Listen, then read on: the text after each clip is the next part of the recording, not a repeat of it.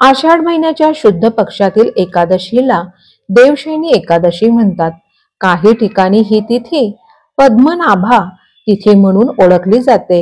आषाढी एकादशीच्या दिवशी लाखोंच्या संख्येत वारकरी आणि भक्त पंढरपुरात विठ्ठलाच्या दर्शनासाठी दाखल होतात.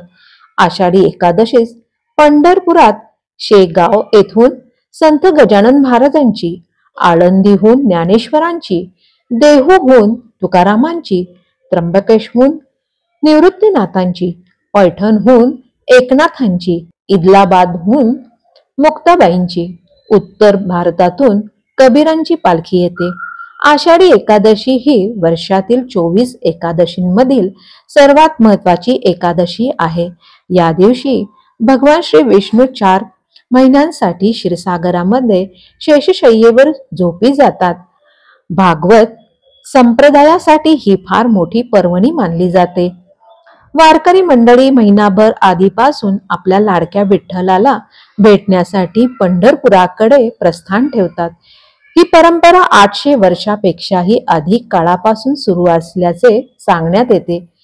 आषाढी एकादशीच्या आदल्या दिवशी अर्थात दशमीच्या दिवशी एकभुक्त राहावे.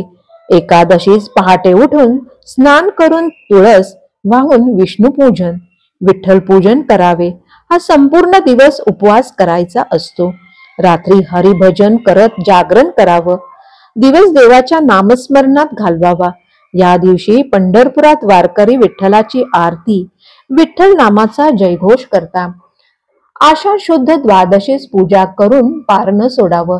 या दोन्ही दिवशी विष्णू देवाची पूजा करावी आणि अहोरात्र तुपाचा दिवा लावावा.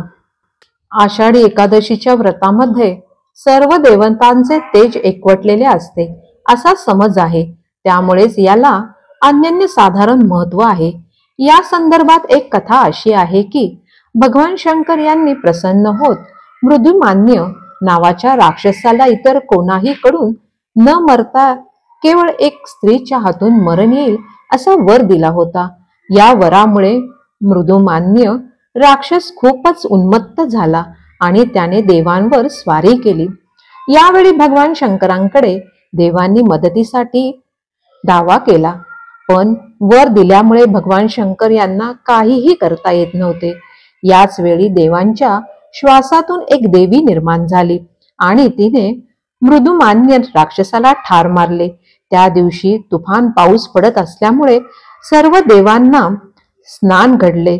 तसंच सर्वजण राक्षस मरेपर्यंत गुहेत लपून राहिल्याने या दिवशी त्यांना पूर्ण दिवस उपवास घडला होता. या देवीचे नाव होते एकादशी आणि त्यामुळेच या दिवशी एकादशीचा उपवास करण्याचा प्रघात घडला. शास्त्र आणि वेदानुसार जी व्यक्ती एकादशी देवीची भगवान विष्णूसह मनोभावे उपासना करतो त्याला सर्व पापातून मुक्ती मिळते असा समज आहे. तसेच उत्तरोत्तर प्रगतीसाठी आषाढी एकादशीची उपासना कामी येते असाही समज आहे.